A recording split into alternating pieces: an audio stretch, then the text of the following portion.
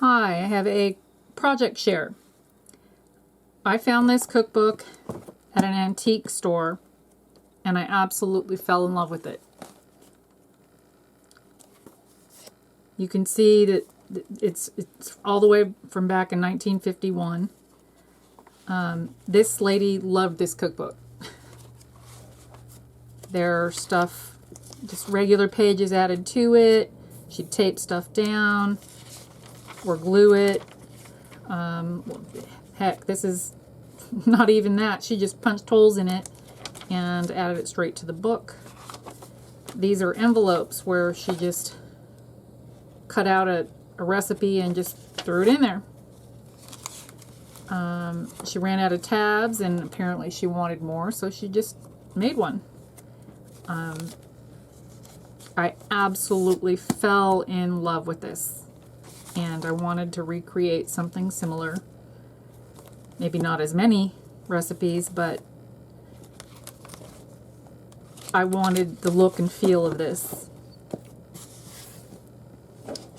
So this is what I came up with. For this cookbook, I use Graphic 45 French Country 8x8 paper pad, along with the 12x12 cut-aparts. For the book itself, I did not make this book. All I did was decorate it. I use Graphic 45's mixed media album. It is 8 1/4 by 8 3/4 by 2 inches. They have quite a few pages in there. There's cream colored cardstock, craft cardstock. There's also vellum paper. This is actually what I have left over. And I'm not sure if I'm going to use it. I'm for sure going to put these in. But on this stuff, I'm not sure that I'm going to use it. I might. Okay. I used cinnamon stickles here. For this trim, I used Martha Stewart's Eyelet Lace Punch.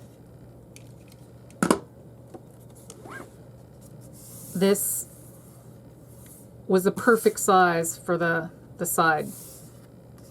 And roosters are what I have in my kitchen, so it's perfect for me. In the back here, this would be my one major boo-boo, and I have one major boo-boo for every project I've ever done. And this is it. I accidentally grabbed the wrong paper punch. I grabbed Martha Stewart's Lace Heart and didn't realize it till after it was already glued down. And there's no getting it back up because I used liquid glue.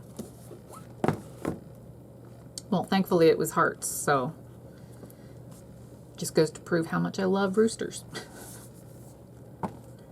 Okay, on the inside I found a conversion table online and just printed it out. I did my best to try to figure out how to get rid of these symbols because I didn't want their name on it, and eventually I put in so much time doing it, I realized I could have just recreated a whole new conversion table had I just spent the time doing it. But I liked theirs, so I was like, you know what? Does it really matter that that's on there? No, it doesn't match the roosters, but who cares? It's mine. I loved this paper, but a whole sheet of it was a little bit loud for me. So this is the only place you'll see it, this little strip here. Okay, over here on page 1, my covers all have a separator card.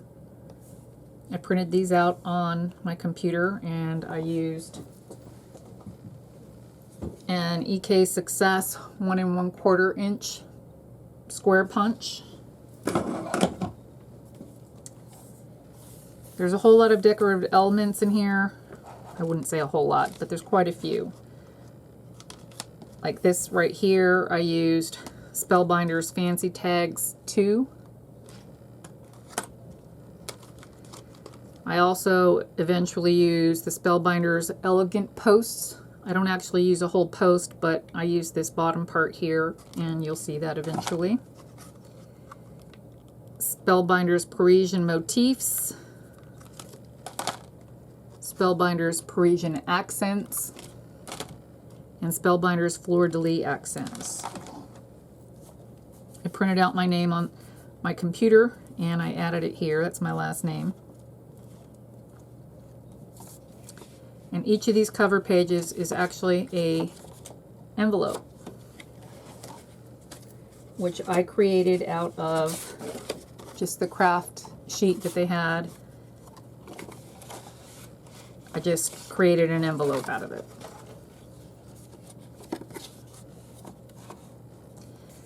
I wanted to be able to use all of the cutter parts, or as many as possible.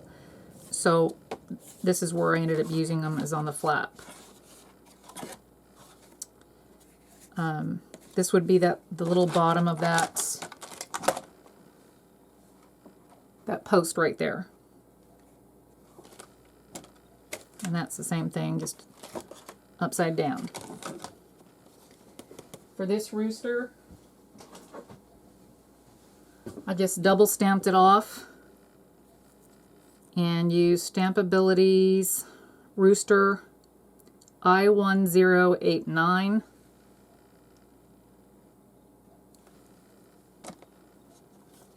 And I just used, forget what the heck these things are called.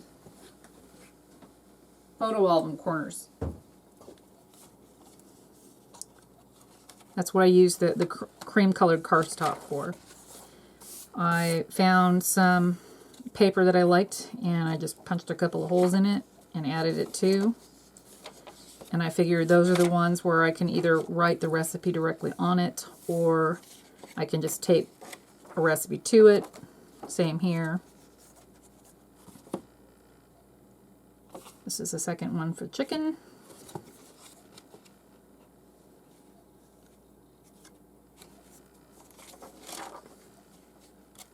It's actually quite simple, but I love it.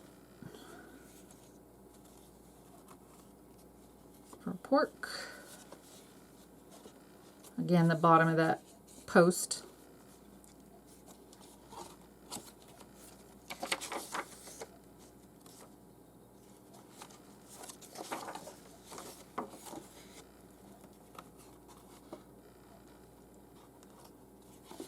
For sides,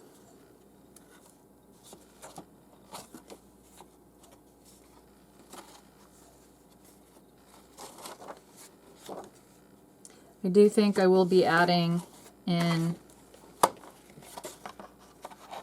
these craft colored ones just to have another page to add things to. For dessert, it really is a beautiful paper line, and from what I hear, they are bringing it back. I've had it for quite a while. This is the third cookbook I made out of it, but this is definitely my favorite. As you can see, as I went, my frames got a little bit different, I wish I would have thought to do this to where it was on 3 sides.